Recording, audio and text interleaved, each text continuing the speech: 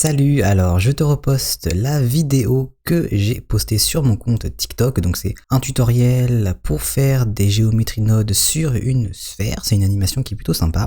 Donc si tu ne me suis pas sur mon TikTok, tu peux me suivre. Je te mets le lien dans la description.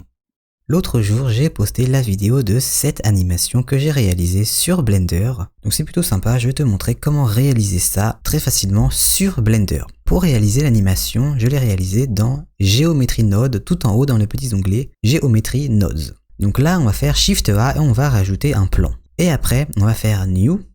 Et du coup, ça va nous mettre ça. Group Input, on va le supprimer, X. Et après, on va faire Shift A, Search, Icosphère pour mettre une sphère comme dans l'animation Mesh, on va connecter à géométrie. Et du coup maintenant il y a une sphère. On va mettre plus de subdivisions. On va mettre par exemple 3 pour l'instant et après on va l'ajuster. Et après on voit que les faces c'est des triangles. Et nous on veut pas des triangles. Shift A, Search, Dual Mesh. On va le mettre entre les deux et du coup maintenant ça va te faire cette forme là. Et après on veut que toutes les faces bougent une par une, parce que là, toutes les faces sont connectées dans la sphère. Donc, on va faire Shift A, Search, Split Edges, pour séparer toutes les faces. Donc, ça va couper toutes les faces pour avoir tout. Et maintenant, on veut les positions des faces, pour pouvoir après modifier la position, etc. Donc, on va faire Shift A, et on va prendre la position, capturer la position, et après pouvoir justement mettre la position et pouvoir bouger la position de toutes les faces. On va prendre capture attribute, on va le mettre entre les deux, et on veut capturer la position des faces. Donc là, float, on va mettre vector, et point, on va mettre face. Et après, la valeur du coup, ça va être la position. Donc on va faire Shift A, Search, position. Voilà, position, on va le mettre dans value, et maintenant, une fois qu'on a capturé la position, on va appliquer la position. Shift A, on va mettre set position, on va le mettre entre les deux, et après, on va prendre la valeur de capture attribute et de position. Shift A, mix RGB pour mixer les deux. Donc capture attribute, on va mettre color 2, position, on va mettre color 1. Et après, celui-là, color, on va mettre dans position de cette position. Et après, du coup, ça va faire ça. Et quand on va bouger le fac, ça va bouger la taille de toutes les faces. Et pour notre animation, on veut que les faces bougent selon une texture qui est Noise Texture. Donc on va prendre Shift A, Search, Noise Texture, et après Noise Texture, le fac, on va le brancher sur le fac où il y a Mix. Et maintenant, du coup, ça va suivre la texture de Noise Texture. Scale, moi je l'avais mis à 2. Et aussi, dans l'icosphère, les subdivisions, on peut en mettre plus. Hop, par exemple, on va mettre 4. Après, détail, on va mettre à 0. Et aussi, pour pouvoir mieux bouger la texture, Shift A, Map Range. On va le mettre entre les deux ici. From Min, moi je l'avais mis à 0.4. Et après ici max 0.6. From max, on va mettre à 0.9. Et après tout min, tu peux le changer si tu veux. Si tu veux pas que les faces ici se touchent. Donc là tu vois que c'est un peu écarté.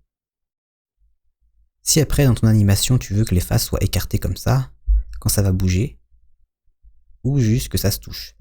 Moi, je vais le laisser comme ça.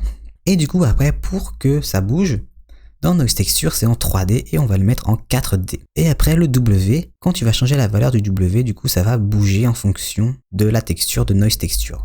Après, pour faire l'animation, ça, on va le mettre à 0 pour l'instant. On va aller en bas ici.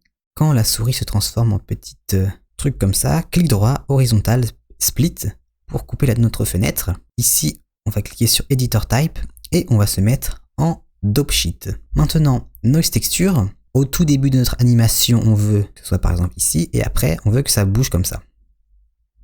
Donc le W, on va le mettre à 0. On va faire clic droit, insert keyframe. Et il faut que tu te mettes à l'image 1 de ton animation ici. Et après, à la fin de l'animation, par exemple l'image 250, notre animation va bouger, on va changer le W, par exemple ça va aller jusqu'à, disons, 10. Et après, on se met à l'image 250 et on fait insert qui fait insert keyframe, ou sinon tu peux appuyer directement sur I, et du coup, ça va faire ça. Et quand on va jouer l'animation, du coup ça va bouger comme ça. Et après tu peux changer la vitesse si tu veux, si t'es pas satisfait de la vitesse qu'elle a.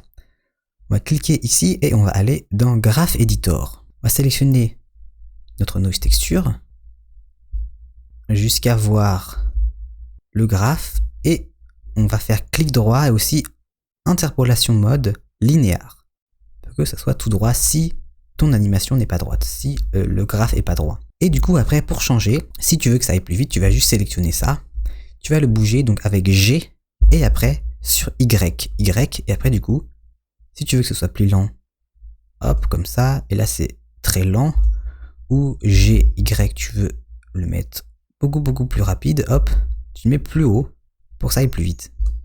Et après, si tu veux mettre un matériau dessus, comme j'ai mis dans mon animation, un petit matériau violet qui brille, on va cliquer sur la sphère, on va aller sur le côté et on va créer un matériau dans Material Properties, New, Surface, Glossy, par exemple là je vais le faire bleu, on va l'appeler sphère, et après du coup, quand on va en mode rendu, il n'y a rien qui se passe, même si on a mis le matériau dessus.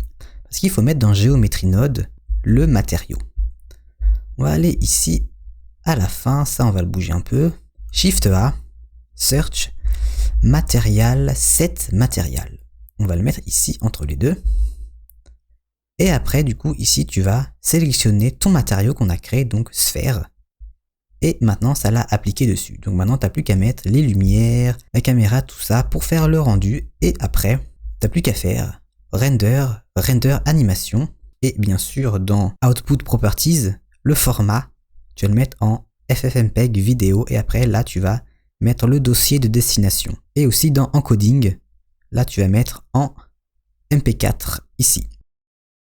Je t'ai fait une liste de toutes mes ressources 3D que j'utilise sur Blender. Donc c'est une liste avec plein de sites pour télécharger des matériaux, des textures, des HDRI, il y a aussi des palettes de couleurs, plein de modèles 3D, des modèles 3D pour des meubles, des intérieurs, des décors, des objets, des produits, plein de sites. Donc pour télécharger ma liste, je te mets le lien dans la description. Hier, j'ai posté le tuto pour faire cette animation et il y a Folorio qui m'a demandé « Est-ce que tu peux faire un tuto pour faire ça à plat ?» Donc oui, je vais te le faire maintenant. Donc là, une fois que du coup tu as fait le tuto d'hier pour réaliser cette animation, tu vas dans Geometry Node et après du coup tu as Icosphere vu qu'on a mis une sphère. Et pour le faire à plat, il suffit de supprimer Icosphere, X supprimer, et tout au début, on avait mis un plan avant de mettre tous les Geometry Nodes. Donc on va faire Shift A pour remettre notre mesh de départ. On va mettre Group Input. Et après on va le connecter du coup à Dual Mesh qu'on avait mis avant, géométrie dans Mesh. Et du coup il n'y a rien qui se passe. On va faire Tab pour aller dans Edit Mode et on voit qu'il y a notre plan ici mais on ne le voit pas. Parce qu'il n'y a pas de subdivision, c'est juste un carré comme ça, il n'y a pas de côté pour du coup faire l'animation. Donc on va faire clic droit en Edit Mode et on va faire Subdivide. Et après il y a la petite fenêtre ici, on va l'ouvrir. Number of Cuts, tu vas mettre par exemple 30 pour que ce soit petit comme ça, sinon tu peux en mettre 10 comme tu veux quoi. Et du coup après on va revenir dans Objet Mode avec Tab et ça va donner ça. Quand tu vas jouer l'animation, ça va faire l'animation comme si tu avais la sphère. Et du coup après dans Dual Mesh tu peux mettre Keep Boundary pour que ça fasse vraiment tout le plan. Tu vois que là ça change.